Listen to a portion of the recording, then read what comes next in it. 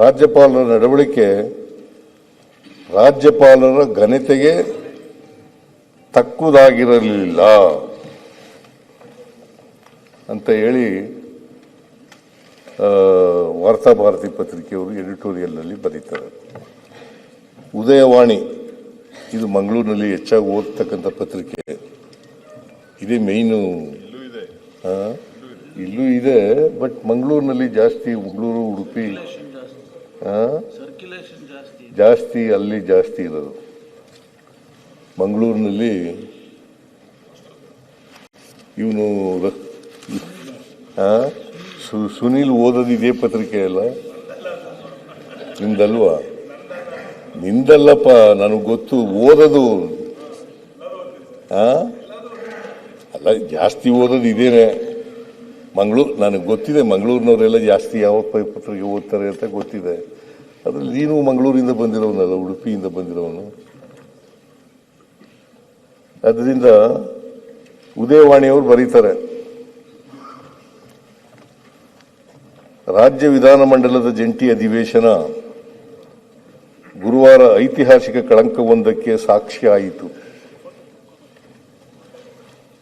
ಇದು ರಾಜ್ಯದ ಜನತೆಗೆ ಬಗೆದ ಸಾರ್ವತ್ರಿಕ ದ್ರೋಹವಲ್ಲದೆ ಇನ್ನೇನಲ್ಲ. ಉದಯವಾಣಿಯವರು ಬರೆದಿರೋದು. ರಾಜಕೀಯ ಪ್ರತಿಷ್ಠೆಗಾಗಿ ಪ್ರಜಾಪ್ರಭುತ್ವದ ಶಾಸನ ಸಭೆಗಳ ಘನತೆ ಗೌರವಗಳಿಗೆ ಕುಂದು ತರುವುದು ಸರಿಯಲ್ಲ.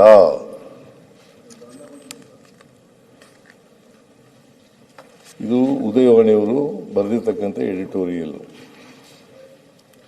ವಿಜಯವಾಣಿ ಇವ್ರ ಪಕ್ಷದವರೇ ಅದರ ಸಂಪಾದಕರು, ಬಿಜೆಪಿ ಪಕ್ಷದ. ಪಾರ್ಟಿಗೆ ಸೇರಿಸಿರಿ, ನಿಮ್ ಪಾರ್ಟಿಯವ್ರ ಸಂಪಾದಕರು ಅಂತಂದ್ರೆ ನಿಮ್ ಪಾರ್ಟಿಯವ್ರು ಅಲ್ವಾ ಅವರು? ಯಾರು? ಸಂಕೇಶ್ವರ್ ನಿಮ್ ಪಾರ್ಟಿಯವ್ರಲ್ವಾ?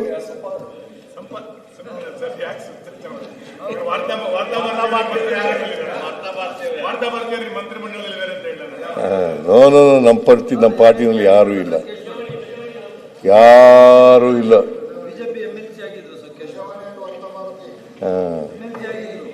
MP ಆಗಿದ್ರು, ವಿಧಾನ ಪರಿಷತ್ನಲ್ಲಿದ್ರು, MP ನೂ ಆಗಿದ್ರು. ರಾಹುಲ್ ಗಾಂಧಿ ಅವರು ನ್ಯಾಷನಲ್ ಹೆರಾಲ್ಡ್ ಎಡಿಟರ್. ಹೌದು, ಎಡಿಟರ್ ಅಲ್ಲ, ಒನ್ ಆಫ್ ದಿ ಮೆಂಬರ್ಸ್ ಅಷ್ಟೇ. ಸಂಕೇಶ್ವರ್ ಅವರು ಅದೇ ಟೈಪ್.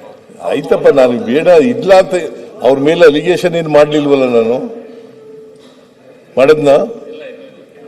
ಬೆಲ್ಲದ್ ಮಾಡದ್ನೇನ್ರಿ? ಮಾಡಿಲ್ಲ, ಇಲ್ಲಿವರೆಗೂ ಮಾಡಿಲ್ಲ, ಮುಂದೆನೂ ಮಾಡಲ್ಲ. ಸುಮ್ಮನೆ ಅಲಿಗೇಷನ್ ಮಾಡಲ್ಲ. Unless there is a document, only through documents will make allegations. Otherwise ಸುಮ್ಮನೆ ಮಾಡಕ್ ಹೋಗಲ್ಲ ನಾನು ಅಲಿಗೇಷನ್. ವಿಜಯವಾಣಿಯವರು ಏನಂತ ಹೇಳಿದ್ದಾರೆ, ಸಂವಿಧಾನದ 176ನೇ ವಿಧಿ ಪ್ರಕಾರ ರಾಜ್ಯ ಸರ್ಕಾರ ಸಿದ್ಧಪಡಿಸಿರುವ ಭಾಷಣವನ್ನು ರಾಜ್ಯಪಾಲರು ಪೂರ್ಣವಾಗಿ ಓದುವುದು ಕಡ್ಡಾಯ. ಸರ್, ಬೇರೆಯವ್ರದೆಲ್ಲ ಹೆಡ್ಲೈನ್ ಹೇಳಿದ್ರಿ, ವಿಜಯವಾಣಿ ಹೆಡ್ಲೈನ್ ಯಾಕೆ ಹೇಳಲಿಲ್ಲ? ವಿಜಯವಾಣಿದು ಹೆಡ್ಲೈನ್ ಹೇಳ್ಬೇಕಲ್ಲ. ಬೇರೆಯವ್ರದೆಲ್ಲ ಆಯ್ತಲ್ಲ, ನಿನ್ನ ಹತ್ರ ಇದ್ರೆ ಹೇಳು. ವಿಜಯವಾಣಿ ಹೆಡ್ಲೈನ್ ಎಡಿಟೋರಿಯಲ್, ಇದು ಹೆಡ್ಲೈನ್ ಅಲ್ಲ. ಆಯ್ತು, ಎಡಿಟೋರಿಯಲ್ ಬೇರೆ. ಇದು ವಂದನೆಯೋ ಖಂಡನೆಯೋ? ವಿಜಯವಾಣಿ ಹೆಡ್ಲೈನ್ ಏನಿತ್ತು? ಆಯ್ತಪ್ಪ, ಕೂತ್ಕೊ. ವಂದನೆಯೋ ಖಂಡನೆಯೋ? ಅದು ಎಡಿಟೋರಿಯಲ್ ಓದ್ತಾ ಇರೋದು ನಾನು. ಅದು 23rd ಅಲ್ಲೇ. Please read the editorial. ನಾನ್ ಬರ್ದಿರೋದಲ್ಲ, ವಿಜಯವಾಣಿಯವ್ರು ಬರ್ದಿರೋದಪ್ಪ, ನಂದಲ್ಲ ಇದು. ನನ್ನ ಹೇಳಿಕೆನೂ ಅಲ್ಲ. ವಿಜಯವಾಣಿಯವರು ಬರೆದಿರ್ತಕ್ಕಂಥ ಎಡಿಟೋರಿಯಲ್.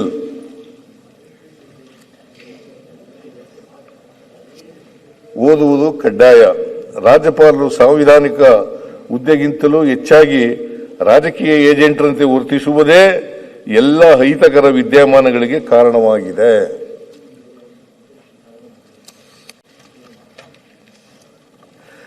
ಆಮೇಲೆ ಡೆಕ್ಕನ್ ಹೆರಾಲ್ಡ್ ಎಡಿಟೋರಿಯಲ್ ಬರೆದಿರೋದು, ಅದು ಅವರು 23ನೇ ತಾರೀಕಿಗೆ ಬರೆದಿದ್ದಾರೆ.